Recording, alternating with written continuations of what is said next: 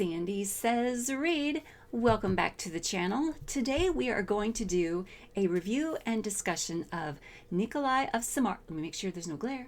Nikolai of Semar by Aurrora St. James. Caveat one, I've got a migraine this weekend. It's getting worse, but we're going to power through this.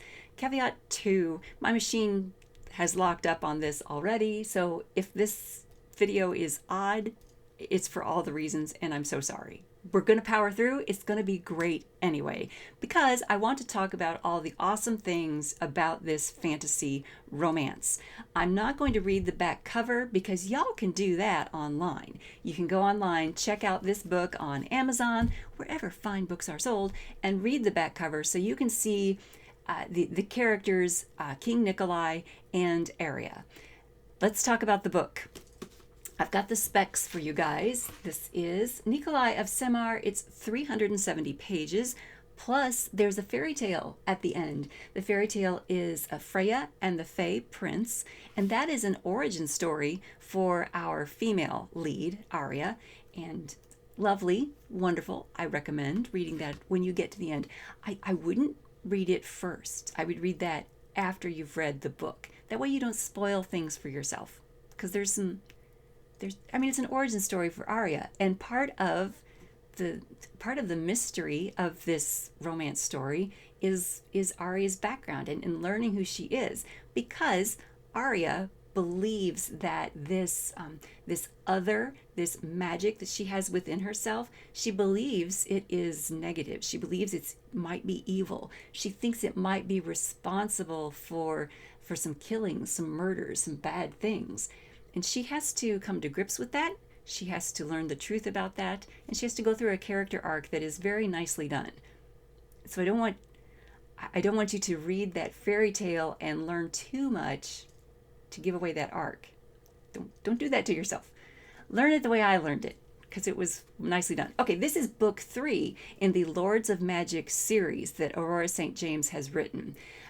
I did not feel that I needed to have book 1 and book 2 in my mind to get through book 3. I followed along nicely with the world that Aurora has built. Well done. Book 2 is Stefan of Kali. I asked her even how to pronounce that when I met her in May, but I've slept since then, so I don't remember. But Stefan is Nikolai's brother, and these two are dragon shapeshifters, and that is what intrigued me and pulled me to this series, the dragon shapeshifting idea, because you guys might know that I have dragon shapeshifters in my choices series, right? So I was intrigued. I wanted to see how Aurora handles the shapeshifting of the dragons and the magic in her series, and it was very cool. It was cool to see Nikolai when he first changed, that first shapeshifting and the rippling of the scales on his skin. I enjoyed that very much. Okay, so the prologue in this book, important. Don't skip the prologue. You know, in like some reading circles, they're thinking that prologues aren't important.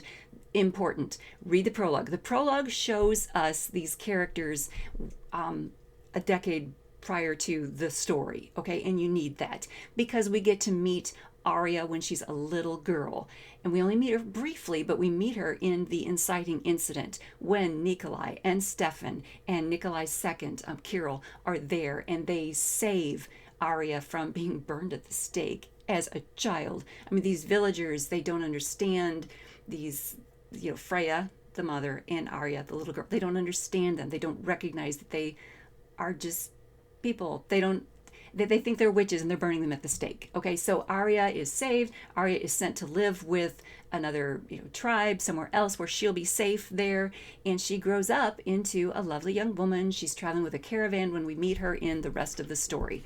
But it's important to learn that backstory. It's important to learn that and know it.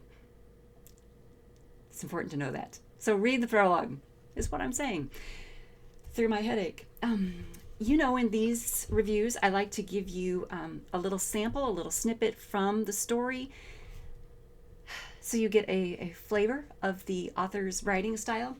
And I put a bookmark in here on the place where I wanted to do that, but right now I'm in so much pain that I don't know if I remember what I was going to read you guys. So let's just dive into this and see where we are. Where are we? Oh, okay. Um, we have a couple of characters who uh, they they are working with King Nikolai away from his kingdom. Like he had to go to assist. He had to leave. He had to leave his kingdom. He's torn throughout this book with the things he needs to do for his kingdom and the things he wants to do for himself. And his dragon side, his dragon personality is right there with him. Like, we need to stay and help Arya. We need to stay in our kingdom and help her because she's our fated mate. She's the one we need to be taken care of. And so he wants to take care of her. He wants to take care of his own wishes and needs, but he also needs to take care of his people. So he is torn throughout this narrative on what he should be doing. And man, when we get to the climax of the book and he has to make a great sacrifice, it's nicely done. Okay, so here he is in a foreign land, and he's speaking to his dragon inside himself. An ache bloomed in Nico's chest, banging against the hollow of his ribs, as if to emphasize the emptiness he felt in her absence. I miss her too, he replied to his dragon. He shifted weight from one foot to the other and gripped the sword hilt at his waist. Rhys and Bastian stood to his right, with Varric and Shyla, the new king and queen of Akina, to his left. A few guards hung back near the stairs leading up to the palace.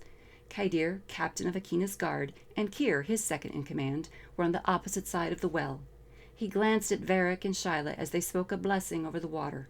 Varric's coronation and their wedding had been a spectacular affair, and Nico, Rhys, and Bastian shown every comfort, but home called like a siren to his soul.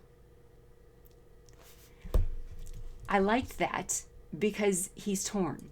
He's still torn. He needs to be at this coronation. He needs to be there. They're blessing this water because there is a problem with the water supply back in Nikolai's kingdom. I mean, there are all these elements in this world that Aurora has built. I know I'm not explaining it very well because my head hurts. I'm so sorry. I wish I was doing a better job. But what I'm trying to tell you is this world is intricate. This world is built intricately. All right. Some of the characters. Let's go over that. We have Arya, our main lead female. We have Nikolai, our main lead male. We talked about them a little bit, but we also have this nasty baddie named Helene, and she is bringing in the main conflict for our two main leads. She is this awful woman. She is a member of the Fae, so she's a fairy, and she has been spurned. Toward the beginning of the novel, Nikolai and Helene were lovers, and Nikolai told her, look, I'm not interested in taking this any further. You should go. You should find yourself a new lover. You should find someone else who will love you better, who will perhaps marry you someday. Bye. And Helene does not take this very well, right? She wanted to stay with the king. She thought that they would, get married, have lots of babies, and, populate the kingdom. So she's mad, and she wants to get back with him. She wants to be with him forever, and she wants to do this in grandiose ways. She would like to take over the Fae kingdom, get vengeance on some people in the Fae kingdom, and bring Nikolai into the Fae kingdom with her. So she's making deals with demons. She's bringing these bad shape-shifting creatures into the world. She's attacking the people in Nikolai's kingdom and killing them, making it look like Arya's responsible. She's doing all the bad things. She's awful. She is awful. She's terrible. She's connected to other characters in ways that are just well woven into this story. Have I mentioned that it's intricate? It's a well-developed plot. It's nicely done. I can highly recommend Nikolai of Semar by Aurrora St. James. It was published in 2018, so it's a few years out there, right? But it's available on Amazon. Look it up online. Look it up on Aurora's website. I will put that in the drop-down box below. I'm hurrying so this thing doesn't time out on me again. That's it. You guys, a thumbs up for intricate plots that hold your attention with good stories. And please click the bell notification icon so you're notified each time I do these random things, even through headaches. Thanks so much for tuning in.